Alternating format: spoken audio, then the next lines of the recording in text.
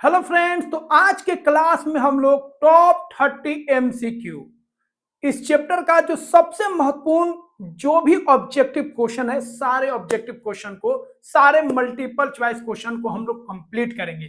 तो 6 चैप्टर तक ऑलरेडी हम लोग कंप्लीट कर चुके हैं। आज के क्लास में हम लोग कंप्लीट करेंगे जो 7वां चैप्टर है आपका, उसका हम लोग मल्टीपल चॉइस क्वेश्चन को करेंगे जो बहुत ही महत्वपूर्ण है। 7वां चैप्टर है आपका भारत की सांस्कृतिक जो जड़ है उससे संबंधित जितने भी प्रश्न एग्जाम में पूछे जा सकते हैं वो सारा यहाँ पे हम लोग कंप्लीट करेंगे। तो चलिए एक एक क्वेश्चन को हम लोग देखते हैं और समझते हैं।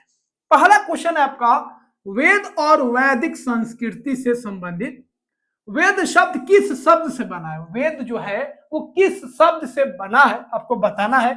ऑप्शन है वेद, वेद, विधा, वेदांत।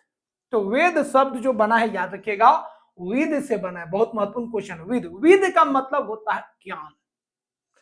तो वेदों से हम लोग को बहुत सारा ज्ञान प्राप्त होता है, तो याद रखिएगा वेद जो है विद से बना है। अगला है, वेदों की संख्या कितनी है? बहुत महत्वपूर्ण क्वेश्चन है। कितना वेद है? 4 वेद है, याद रखिएगा। ठीक है, कौन हो जाएगा आपका? C option, 4। आपको मालूम ही होगा। और सबसे पुराना जो वेद है याद रखिएगा ऋग वेद। बहुत महत्वपूर्ण क्वेश्चन है। अगला है, निम्न में से कौन सा वेद है? ऋग्वेद, सामवेद, यजुर्वेद, उपर्युक्त सभी। तो भैया सभी जो है वेद का ही तो नाम है। ऋग्वेद हो, सामवेद हो या यजुर्वेद हो, ये सभी क्या है? वेद है। अगला क्वेश्चन है, वैदिक ऋचाओं की रचना किसने की? ऋषि और ऋषिकाओं ने, राजाओं ने, व्यापारियों ने, सैनिकों ने। आप समझ गए कौन हो जाएगा? ऋषि और ऋषिकाओं ने। तो जो ऋषि थे वो लोगों ने वेद की रचना की। और आपको बता दें जिस दिन आपका पेपर होगा, 12 तारीख से आपका एग्जाम शुरू है, जिस दिन पेपर होगा उसके रात, मतलब कल पेपर है तो उसके रात आपको महत्वपूर्ण क्वेश्चन कराएंगे। ठीक है, जो एग्जाम से रिलेटेड होगा और उसमें से मतलब ऐसे क्वेश्चन रहेंगे जिस तरह के क्वेश्चन एग्जाम में पूछे जाते हैं, तो वो जरूर कीजिएगा। लाइव चलाएंगे या फिर रिकॉर्ड वीडियो, लेकिन उस रात में आपको मिल जाएगा। ठीक है, ताकि आपको पूरा अच्छा से रिविजन हो सके। अगला है, वेदों का प्रारंभिक संप्रेषण किस रूप में हुआ था? लिखित, मौखिक, चित्र, पत्थर पर। देखिए वेद में ये खास बात है ना, वेद को पहले जो है लिखा नहीं गया था, वो मौखिक ट्रांसफर होता था। जैसे गीत जो है, बहुत सारे गीत गांव में गाया जाता है, वो लिखा हुआ नहीं है, लेकिन लोग गाते आ रहा है, गाते आ रहा है। दादी लोग गाई, फिर मम्मी लोग गाई, फिर दीदी लोग गा रही है, फिर धीरे धीरे वो बढ़ते जाता है। तो यह जो है याद रखिएगा क्या है? मौखिक है, लिखित नहीं है। अगला है, वैदिक रचनाएं मुख्यतः किस भाषा में रची गई थी? जो वैदिक रचनाएं हैं उसका भाषा क्या था? किस भाषा में लिखा गया था अधिकतर?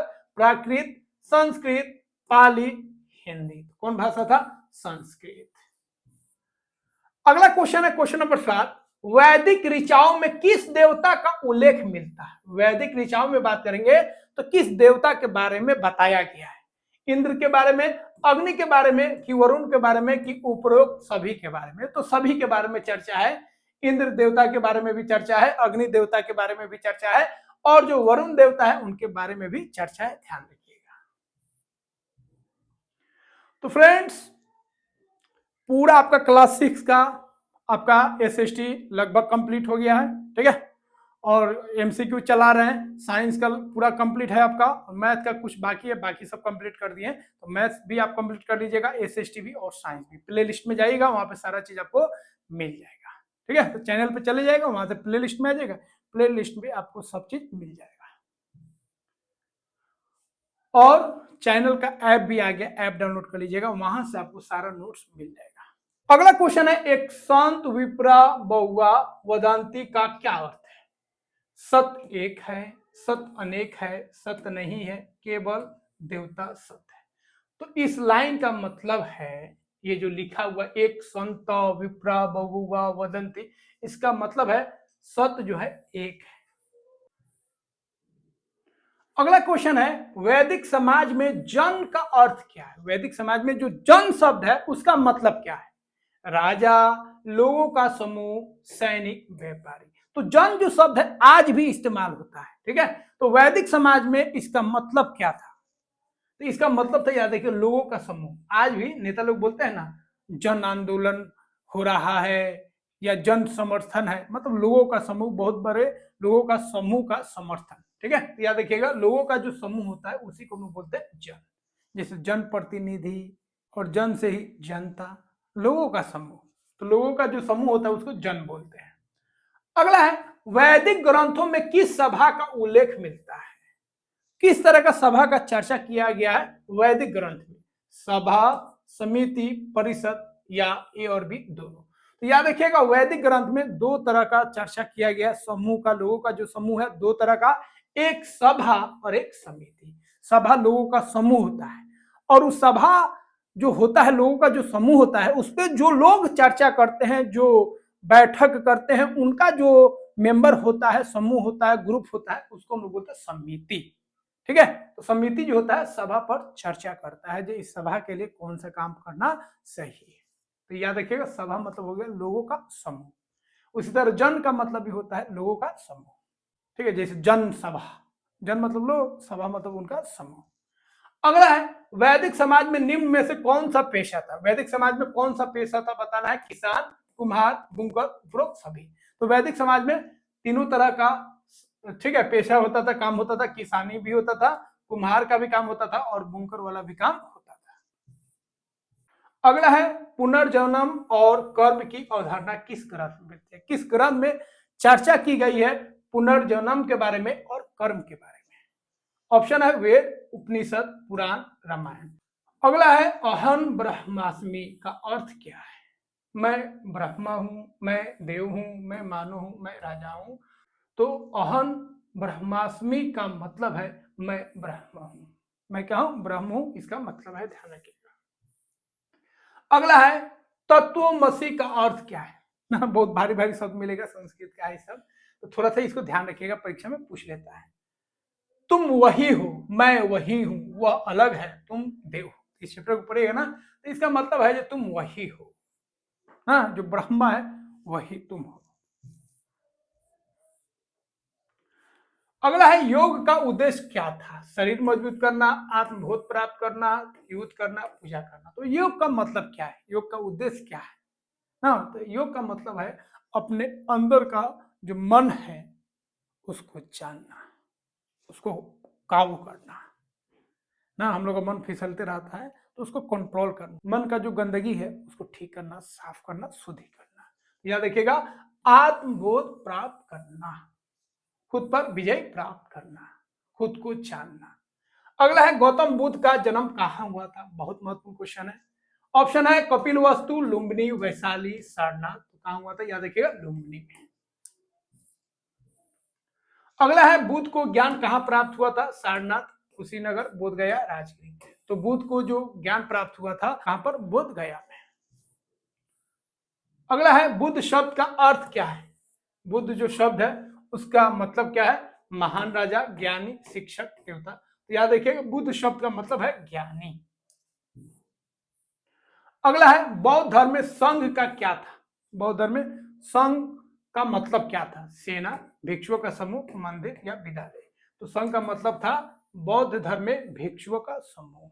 जो बौद्ध धर्म को मानते हैं, जो उनके अनुयायी होते हैं ना, जैसे हम लोग में मौलवी पंडित लोग होते हैं, उसी तरह जो बौद्ध धर्म में होते हैं वो भिक्षु कहलाते हैं, और उनका जो समूह है उसी को क्या बोला जाता है? संघ बोला जाता है।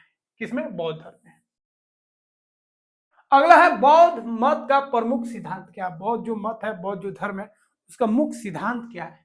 हिंसा, अहिंसा, युद्ध, संग्रह। तो उनका जो मुख्य सिद्धांत है वो क्या है? अहिंसा है। कहीं पे लड़ाई झगड़ा नहीं करना है। ठीक है, और अहिंसा मतलब इन्हें मारे पीट नहीं, मुंह से भी हिंसक नहीं होना है, किसी को गाली गलौज या बुरी नजर से देखना है ना, इस तरह का भी नहीं करना है। अगला क्वेश्चन है, महावीर का जन्म कहाँ हुआ था? ऑप्शन है लुम्बिनी, वैशाली के पास, पाटलिपुत्र, वाराणसी। तो याद रखिएगा, महावीर का जो जन्म हुआ था कहाँ हुआ था? वैशाली के पास। अगला क्वेश्चन है, जैन शब्द किससे बना है? जन, जिन, ज्ञान, जप। तो याद रखिएगा, जैन शब्द जो बना है वो जिन से बना है, जिसका मतलब होता है आत्मा का शुद्धि, जो मन है उसको शुद्ध रखना है, वही मतलब होता है किसका? जिन का। अगला है, जैन मत का प्रमुख सिद्धांत क्या है? अहिंसा, अनेकतावाद, अपरिग्रह, उपरोक्त सभी। तो याद रखिएगा जैन मत का जो है ये तीनों सिद्धांत जो है प्रमुख है, अहिंसा हो, अनेकतावाद हो या अपरिग्रह हो। अगला क्वेश्चन है अनेकतावाद का अर्थ क्या है? अनेकतावाद का मतलब क्या है? एक सत्य, सत्य के अनेक पक्ष, सत्य नहीं है, केवल धर्म सत्य है। तो अनेकतावाद का मतलब होता है एक सत्य, सत्य एक ही हो सकता है, उसका अलग अलग रूप नहीं हो सकता है, तो एक सत्य याद रखिएगा। अगला क्वेश्चन है जनजातीय का अर्थ क्या है? राजा का परिवार, समान संस्कृति वाले लोगों का समूह, सैनिक समूह, व्यापारिक समूह। तो याद रखिएगा एक ही तरह के संस्कृति वाले लोगों का जो समूह होता है उसको बोलते हैं जनजाति। जैसे हम लोगों का जो देश है भारत, उसमें बहुत तरह के जनजाति पाए जाते हैं, जैसे भील जनजाति हो गया, ये सब बहुत प्रमुख जनजाति है। अगला है 2011 की जनगणना के अनुसार भारत में लगभग कितनी जनजातियां थी? 2011 के समय का अगर हम बात करेंगे, उस समय जो जनगणना हुआ था उसके हिसाब से कितनी जनजातियां थी भारत में? 500, 605, 705 या 800? याद रखिएगा कितना था? 705 जनजातियां थी। अगला है जनजातीय परंपराओं में किसे पवित्र माना जाता है? जनजातीय जो परंपरा है, संस्कृति है, उसमें किसको पवित्र माना जाता है? पर्वत को, नदिया को, कि पेड़ को, कि सभी को? तो याद रखिएगा तीन चीज ना, इन लोगों का जो मुख होता है, सबसे जो मेन होता है, जीवन से भी, आस्था के रूप में भी, देवता के रूप में भी, वो क्या है आपका? तीन चीज याद रखिएगा, जल, जमीन, जंगल। जल, जमीन, जंगल। जल मतलब नदी, जमीन मतलब जो भूमि है, और जंगल मतलब जिसमें सारा चीज आ जाएगा। तो पर्वत भी खास है, नदियां भी खास है इनके लिए, और पेड़ तो खास है, याद रखिएगा। जल, जमीन और जंगल। टोडा जो जनजाति है वो कहाँ पाई जाती है? टोडा जनजाति कहाँ पाई जाती है? हिमालय में, नीलगिरी पर्वत में, अरुणाचल में, झारखंड में। तो बहुत सारी जनजाति आज भी जंगलों में पाई जाती है, याद रखिएगा। तो क्या है? नीलगिरी पर्वत में टोडा जनजाति पाई जाती है। अगला है मुंडा और संस्थाल, ये भी जनजाति है, याद रखिएगा। किस देवता की पूजा करते हैं? झारखंड में ये लोग हैं, मध्य प्रदेश में है, उड़ीसा में है। डोनी पोलो, सिंह बोंगा, खंडोबा, अग्नि। तो याद रखिएगा ये लोग पूजा करते हैं, इनका जो देवता है वो क्या है? सिंह बोंगा। ठीक है, तो ये सारे क्वेश्चन इंपोर्टेंट है, इनको एक बार देख लीजिएगा। फ्रेंड्स यहाँ पे हम लोग 30 महत्वपूर्ण क्वेश्चन कंप्लीट कर चुके हैं। आशा करते हैं सारे बिंदुओं को आप समझ गए होंगे। कोई भी डाउट्स है तो कमेंट बॉक्स में जरूर बताइए, ठीक है। और 7 चैप्टर हो गया, कल आपको 8वां 9वां मतलब 12 से पहले ही आपका करा देंगे। और डेली आपका एक जिस दिन एग्जाम होगा, जिस पेपर का, उसका महत्वपूर्ण क्वेश्चन कराएंगे डेली नाइट में, इसको ध्यान रखिएगा। मिलता है दोस्तों अगले वीडियो में। जय हिंद।